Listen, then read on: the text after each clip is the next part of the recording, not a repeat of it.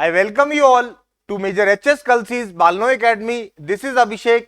Today we are going to discuss NDA 2025 current affair questions. आज हम NDA 2025 का first paper current affair का discuss करेंगे और आपको बताएंगे किस तरीके से क्वेश्चंस आए हैं, क्या अप्रोच हमको फॉलो करनी चाहिए. Let's start. So we are going to see previous year paper, that is PYQ of NDA written examination 2025 of current affairs. आज हम करंट अफेयर्स को देखेंगे किस तरीके से क्वेश्चन आया है, किस तरीके से क्वेश्चन को सॉल्व करना है and how you will prepare for upcoming examination of NDA. So here we go with our first question. पहला क्वेश्चन बोलता है Bharatpol portal.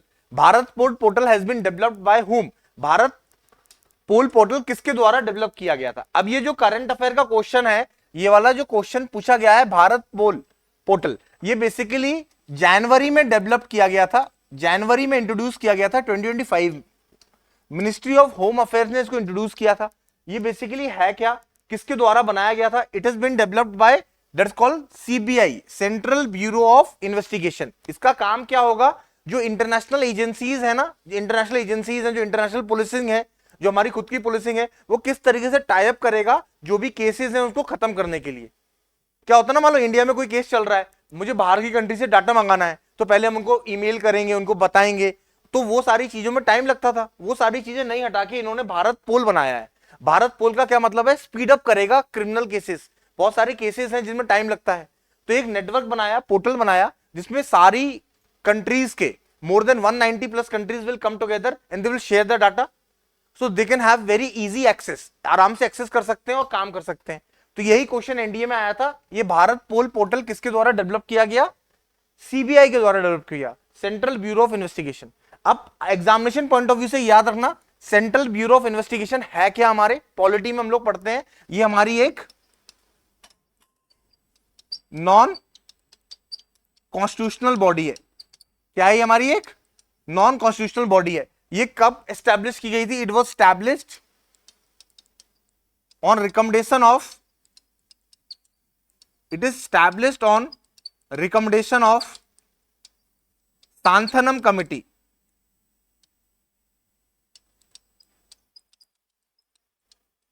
सांथनम committee,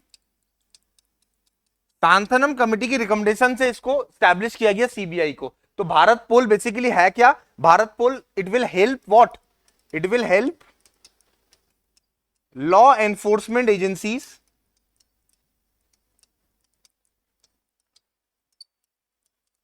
it will help law enforcement agency to work more efficiently with international police force, to work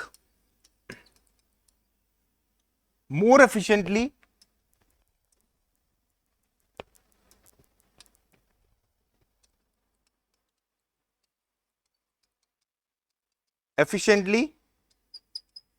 with international police force. तो कहने का क्या मतलब है, भारत पोल का एक पोर्टल है कि जो इंटरनेशनल पुलिस फोर्सेस के साथ मिलके हेल्प करेगा सारी चीजों को, क्राइम को मिटिगेट करने में, रिड्यूस करने में, और जो भी क्रिमिनल केसेस हैं उसको स्पीड अप करने के लिए हेल्पफुल होगा. तो हमने आपको क्या बताया, भारत पोल किसके द्वारा डेवलप किया गया, सीबीआई के द्वारा. सीबीआई क्या है, what is CBI, CBI is a non constitutional body. It has been established by on recommendation of Santhanam committee. NDA में ये क्वेश्चन भी आता है कि सीबीआई किसकी रिकमेंडेशन से बना है. CBI has been formed on recommendation of Santhanam committee. Santhanam committee की रिकमेंडेशन से इसको बनाया गया है. ये भी कई बार क्वेश्चन एग्जामिनेशन में पूछा जा सकता है. Let's go with next question. Next question की बात करते हैं. अब देखो इसको क्वेश्चन पढ़ो, गजा द्वार, अश्व द्वार, गरुड़ द्वार, मकर द्वार, शार्दुला द्वार एंड हमसा द्वार. द्वार का मतलब क्या होता है, द्वार इज समथिंग कॉल्ड गेट. तो ये किसकी बात कर रहा है, ये बात कर रहा है न्यू पार्लियामेंट बिल्डिंग. अभी हमने देखा कि new parliament building has been formed. अभी नया पार्लियामेंट बिल्डिंग बना था. कब बना था parliament building, it was inaugurated when, it was inaugurated in 2023. 2023 में हमारा नया पार्लियामेंट बना था. उसके 6 गेट्स हैं, they were having got 6 gates, that is called गजा द्वार. गजा द्वार मीन्स गज. गज किसको बोलते हैं आप, elephant.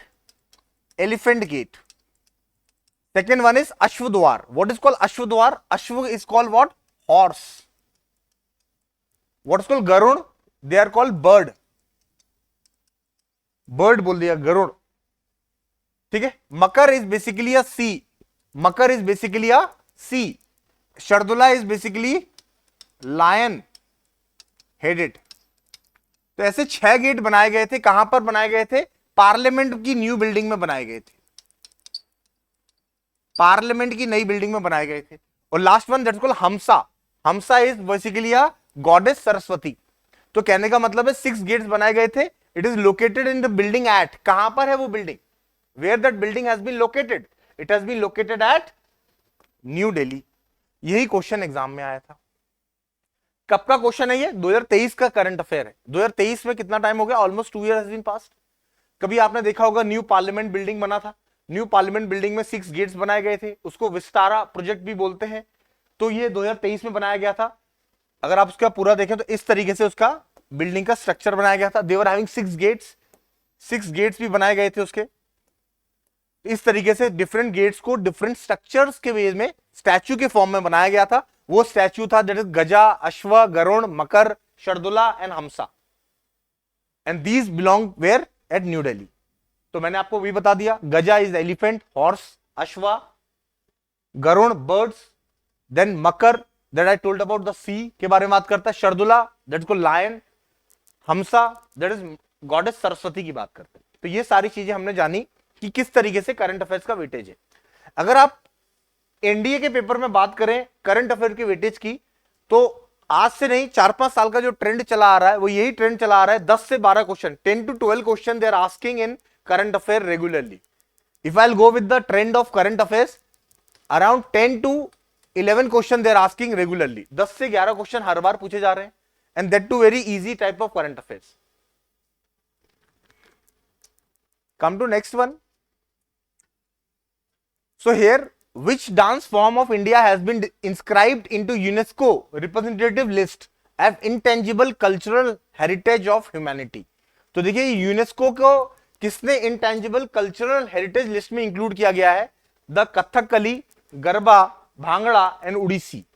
So answer over here is that's called Garba. Garba is the correct answer and Garba belong to where? It belong to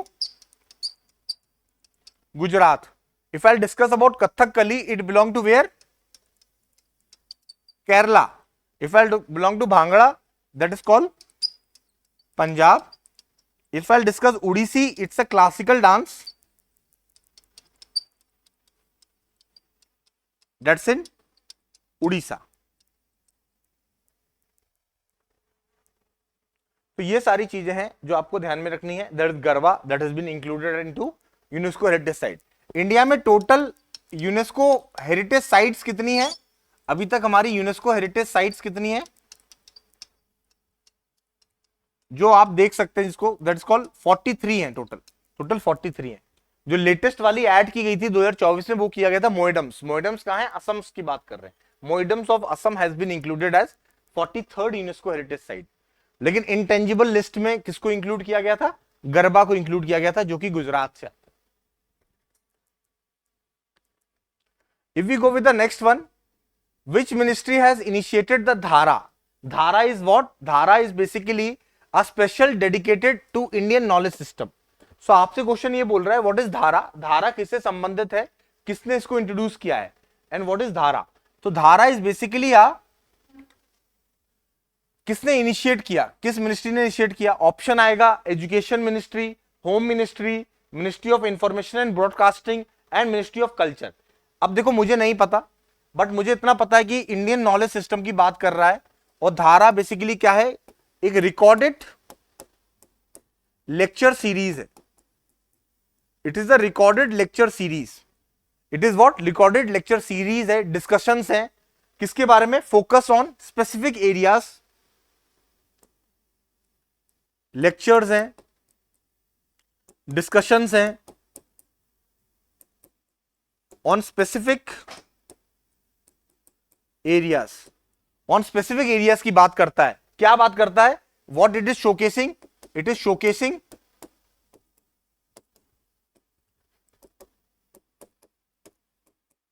India culture tradition, India का culture show कर रहा है, ट्रेडिशन शो कर रहा है। अब इंडिया का culture और ट्रेडिशन कौन शो करेगा, कौन सी मिनिस्ट्री करेगी, मिनिस्ट्री ऑफ कल्चर शो करेगी। The answer is ministry of culture.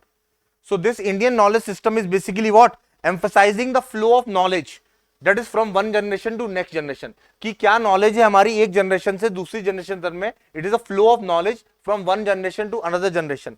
तो ये बात कर रहा है कि पुरानी नॉलेज क्या थी और एग्जिस्टिंग नॉलेज क्या थी, that is Indian knowledge system से ये हेल्प कर रहा है, that is ministry of culture has introduce. The answer is option D.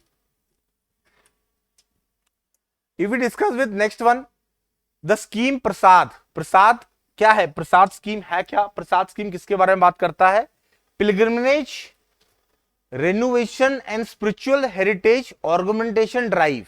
ये प्रसाद है क्या, इट वॉज लॉन्च इन 2014। 2014 में इसको लॉन्च किया गया था। It is launch by ministry of tourism, ministry of tourism के द्वारा स्टार्ट किया गया था।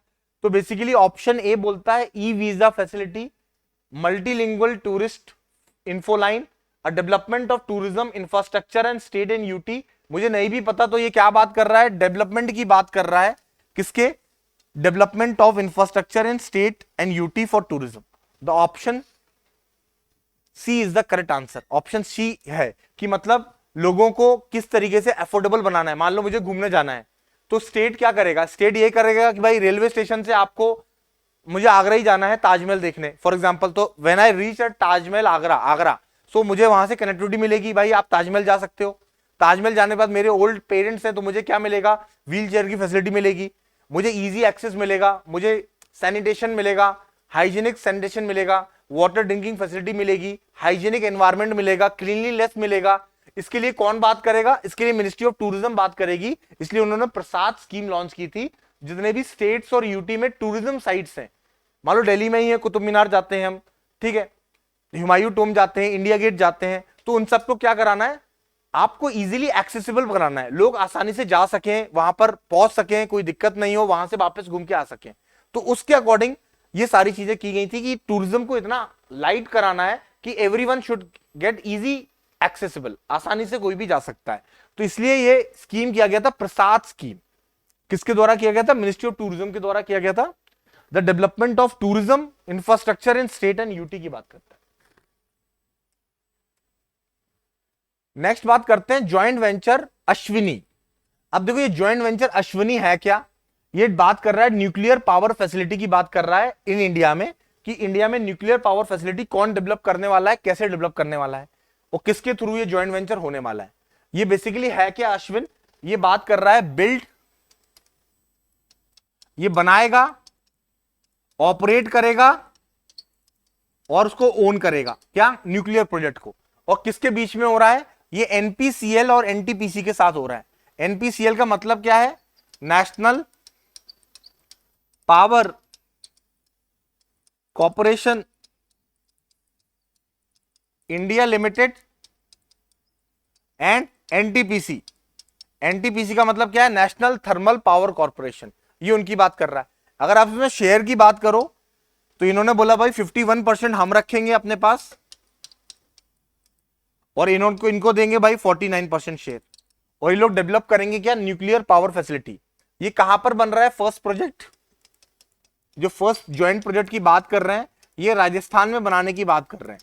दे are going to develop this project at Rajasthan. Rajasthan में कहां बना रहे हैं, Mahi Banswara atomic project, Mahi Banswara, that's called atomic power project.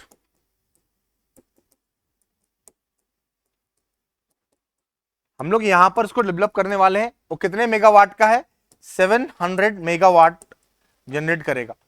तो हमने ये जाना अश्विनी क्या है, ज्वाइंट वेंचर है, किसके बीच में, NPCL national power corporation India and NTPC के बीच में। सो इसका काम क्या है, they will build, they will own and they will operate this nuclear project that is in Rajasthan, Mahi Banswara atomic power project की बात कर रहा है।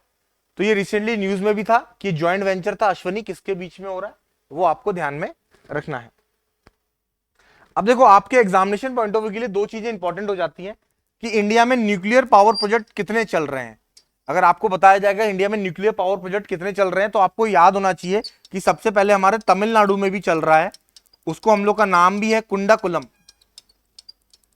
कुंडकुलम न्यूक्लियर प्रोजेक्ट। फिर एक हमारे कर्नाटका में भी चल रहा है, उसका नाम है कैगा। क्या है? कैगा। कहां चल रहा है? हमारे कर्नाटका में चल रहा है। एक हमारे महाराष्ट्र में चल रहा है, उसका नाम है तारापुर, तारापुर, तारापुर न्यूक्लियर प्रोजेक्ट। एक हमारे गुजरात में भी चल रहा है, ये हमारा इंडिजीनियस है, इसको हम लोग बोलते हैं नरोरा।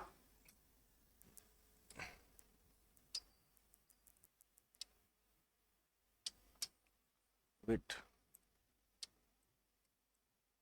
गुजरात का है, राजस्थान का देखते हैं। राजस्थान में एक हमारा अभी करेंटली चल रहा है, उसका नाम है रावा भाटा।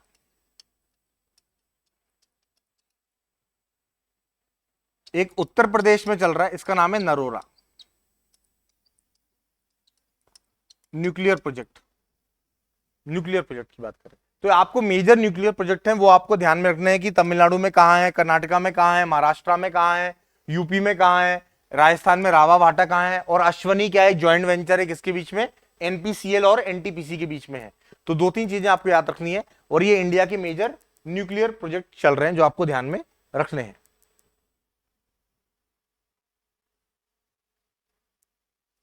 नेक्स्ट बात करते हैं, which of the following statement about Rejupave. Rejupave क्या है? ये रेजू पाई किसकी बात करता है? तो ये ऑप्शन ए बोलता है कि ये ज्वाइंट वेंचर है किसके बीच में, food and agriculture organization and government of India, organic farming की बात करता है। ये सर्विलेंस डेवलप किया गया है डीआरडीओ के द्वारा, और ये कोई स्पॉन्सर्ड स्कीम है फॉर चाइल्ड डेवलपमेंट के लिए, या ये इंडिजीनियस डेवलप टेक्नोलॉजी है for road construction in high altitude. तो रेजू पाई है क्या? Rejupave is basically a road construction technology की बात करते हैं, तो इसका ऑप्शन डी है, it's an indigenous developed road construction technology at high altitude. इसके फायदे क्या है? ये ऑयल बेस्ड प्रोडक्ट है, ऑयल बेस्ड प्रोडक्ट है,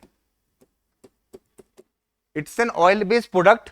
ठीक है, ये किसके द्वारा डेवलप किया गया? बीआरओ के द्वारा बनाया गया, बीआरओ के द्वारा बनाया गया, बॉर्डर एंड रोड ऑर्गेनाइजेशन, इसके द्वारा इसको बनाया गया है। इसका काम क्या है? हाई एल्टीट्यूड में सड़क बनाना। ठीक है, ये क्या करेगा? रिड्यूस हीटिंग टेम्परेचर, जो सड़क जो हीट करती है उसको कम करेगा, reduce heating temperature, heating temperature को कम कर देगा। और एक क्या बात है, ये इको फ्रेंडली है, it is what, eco friendly. So DRDO ने बीआरओ ने बोला कि अब हम कुछ ऐसी सड़कें बनाएंगे टेक्नोलॉजी के माध्यम से जिनकी कॉस्ट भी बहुत कम आएगी, इको फ्रेंडली होगा, और लो टेम्परेचर रीजन में इजीली आप सड़क बना सकते हो बिना किसी दिक्कत से। So it's oil based product है, so it's an indigenous develop technology of road construction at high altitude, और बीआरओ इसको कंस्ट्रक्ट कराएगी, और ये दो लोगों के साथ बन रहा है, that is called CRRI and CSRI। CRI क्या है? Central road research of India के है, और CSIRI हमारा ऑर्गेनाइजेशन है जो कि रिसर्च की बात करता है, और बीआरओ इसको बनाएगा। और ये रोड मेकिंग टेक्नोलॉजी है, हाई एल्टीट्यूड में सड़क को किस तरीके बनाना है, कम पैसों में बनाना है, और इको फ्रेंडली बनाना है, और टेम्परेचर को भी रिड्यूस करेगा, और लॉन्गर ड्यूरेबिलिटी के लिए इसको हम कर सकते हैं। अभी रिसेंटली अरुणाचल प्रदेश में रोड कंस्ट्रक्शन की बात हो रही है, तो इस टेक्नोलॉजी का यूज किया जा रहा है। नेक्स्ट बात करते हैं sea boat. Sea boat is correct, which of the following statement about sea boat is correct. Sea boat है क्या? सी बोट का काम क्या होगा? So it's an underwater vehicle to monitor the coral leaf. Coral leaf जो underwater रहते हैं उनको मॉनिटर करने के लिए है। It has been developed by CSIR and NIO। NIO है क्या? National institute of oceanography.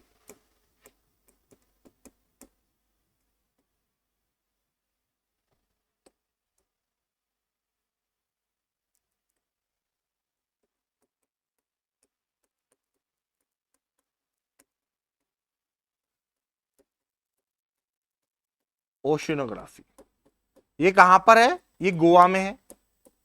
इसका काम क्या होगा? इसका काम यही होगा कि जो अंडर वाटर कोरल रीफ्स हैं उनको स्टडी करना, उनके बारे में सर्वे करना। तो इसमें दोनों ही ऑप्शन आपके करेक्ट होते हैं, both 1 and 2 will be correct. So ये बेसिकली क्या होगा? It can go up to 200 metre, it can go deep up to 200 metre, 200 metre तक ये चला जाएगा, अंदर चला जाएगा, और ये क्या करेगा, सर्विलेंस करेगा,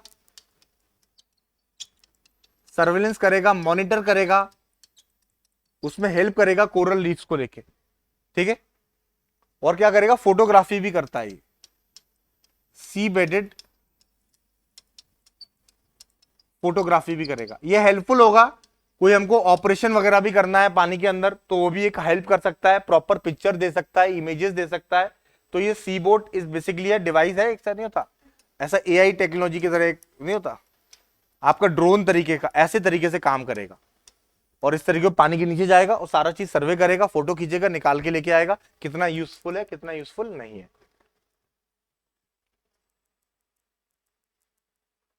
और अब बात करते हैं क्वेश्चन की, नेक्स्ट क्वेश्चन की। India's gas turbine research establishment, a part of DRDO, has developed an aero engine develop करने की बात किया, which has potential to make India self reliance in aero engine technology. What is the name of that engine? अभी क्या है, अभी हमने arrow engine technology develop किया है। एक हमारा एक एयरक्राफ्ट है, उसका नाम है तेजस। तेजस है क्या, ये लाइट कॉम्बैक्ट एयरक्राफ्ट है। ये किसके द्वारा बनाया गया है? It has been developed by HAL. HAL है क्या? एचएएल एक बॉडी है, हिंदुस्तान एरोनॉटिकल लिमिटेड, इसके द्वारा इसको बनाया गया है, एचएएल के द्वारा। और ये लाइट कॉम्बैक्ट एयरक्राफ्ट है। अब इसमें इशू क्या है कि इसका बॉडी स्ट्रक्चर हमने बनाया है, लेकिन इंजन अमेरिका से लिया है हमने, लेकिन इसके लिए अब हमने खुद के लिए एक एरो इंजन डेवलप किया है। तो इसमें वही क्वेश्चन बोला गया है कि ऐसा कौन सा एक GTRA is a part of DRDO, DRDO का एक पार्ट है जीटीआरए, वो डेवलप कर रहा है एरो इंजन। उस एरो इंजन का नाम क्या है जो कि इंडिया को सेल्फ रिलायंस बनाएगा in terms of arrow engine technology? उसका नाम है आपका कावेरी। और कावेरी उस इंजन का नाम है जो कि हम लोग किस में फिट करेंगे, जो कि हम लोग फिट करेंगे तेजस में। और तेजस हमारा इंडिजीनियस एयरक्राफ्ट है, तो ये काफी ज्यादा हेल्पफुल रहेगा। अगर आप बात करते हैं नेक्स्ट क्वेश्चन की, who among the following president vice president of USA was awarded Nobel Prize for work to find peaceful solution to international conflict, to advance democracy, human rights and promote economic and social development? ऐसे कौन से राष्ट्रपति और उपराष्ट्रपति थे America के जिन्होंने Nobel prize win किया for peaceful solution to international conflict? International conflict था और डेमोक्रेसी को प्रमोट किया, ऐसे कौन से राष्ट्रपति थे? अब देखो चारों ऑप्शन जो दे रखे हैं, चारों के चारों प्रेसिडेंट है, Jimmy Carter, Woodrow Wilson, Barack Obama and Al Gore. ये चारों के चारों क्या है? प्रेसिडेंट है। तो किसके लिए इनको मिला है? Human right, advance democracy, international solution, promote economic and social development. किसको मिला है? ये मिला था जिमी केटर को। जिमी केटर को ये अवार्ड मिला था। और ये थे कौन? Who was Jimmy cater? He was 39th president of USA. ये 39 प्रेसिडेंट थे यूएसए के। He is 39th president of USA.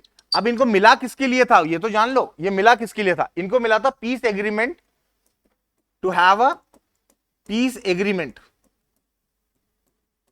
Between Israel and Egypt. Israel और इजिप्ट के बीच में पीस एग्रीमेंट कराया था जिमी केटर ने।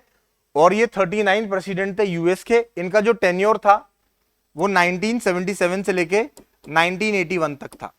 अमेरिका का जो भी यूएस प्रेसिडेंट होता है उसका टेन्योर कितना होता है? उसका टेन्योर होता है आपके 4 इयर्स का, 4 इयर्स का टेन्योर होता है उसका। तो ये जिमी केटर 39 प्रेसिडेंट थे और इन्होंने एक इंटरनेशनल कॉन्फ्लिक्ट जो चल रहा था बहुत पुराना, उसको सॉर्ट आउट किया था और उसमें काफी ज्यादा हेल्प किया था। और ये पीस एग्रीमेंट साइन कराया था इजराइल और इजिप्ट के बीच में, डेमोक्रेसी को प्रमोट किया था, सोशल इकोनॉमिक डेवलपमेंट की बात करी थी जिमी केटर की।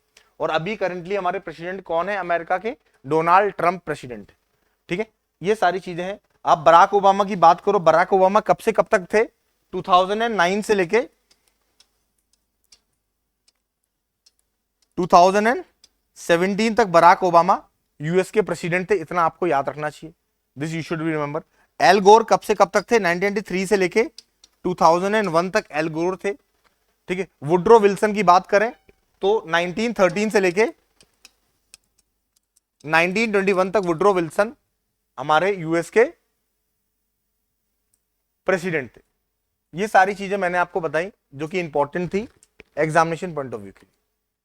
अगर आप बात करते हैं नेक्स्ट की बात करते हैं, लास्ट क्वेश्चन जो करंट अफेयर का है, that is which among the following agency release a safe क्या है, safe accommodation worker housing for manufacturing growth. अब देखो इंडिया की क्या है कि इंडिया आत्मनिर्भर बनना है, इंडिया को अपनी जीडीपी का कंट्रीब्यूशन बढ़ाना है मैन्युफैक्चरिंग सेक्टर में।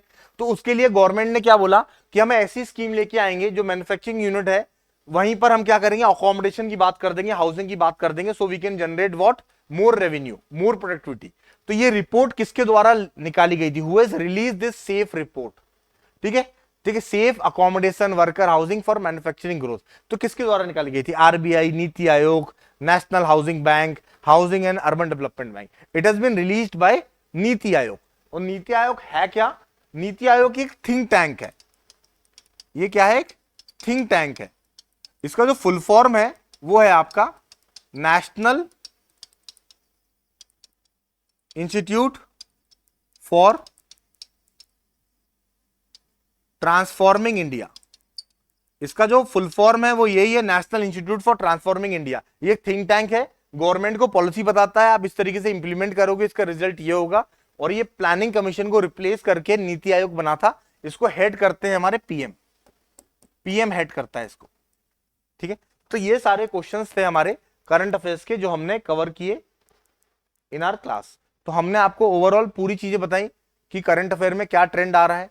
अगर आप करंट अफेयर के ट्रेंड को समझो तो करंट अफेयर में 10 से 11 क्वेश्चन हर साल आ रहे हैं और ये कंटिन्यू चला आ रहा है, 10 से 11 है, कई बार 12 से 13 क्वेश्चन भी करंट अफेयर में पूछ लिए जाते हैं। तो आपको इस तरीके से सारी चीजें प्रिपेयर करनी है, सारी चीजें ध्यान में रखनी है, किस तरीके से चीजें करनी है। हमने सारे टॉपिक्स को कवर किया। आप देखिए इसमें कोई भी एक भी मिलिट्री एक्सरसाइज से कोई क्वेश्चन नहीं था। लास्ट ईयर मिलिट्री एक्सरसाइज से 2 क्वेश्चन पूछे गए थे, इस बार एक भी क्वेश्चन नहीं पूछा गया। इस बार गवर्नमेंट ने एम्फसाइज किया है गवर्नमेंट स्कीम्स को लेके, इंटरनेशनल न्यूज को लेके, अवार्ड्स को लेके, जहां से क्वेश्चन पूछे गए हैं। तो हमने लगभग सारे ही क्वेश्चन को कवर किया और डिटेल में हमने डिस्कस किया। So here we end our discussion. I hope you understand this lecture. Thank you and have a nice day. जय हिंद।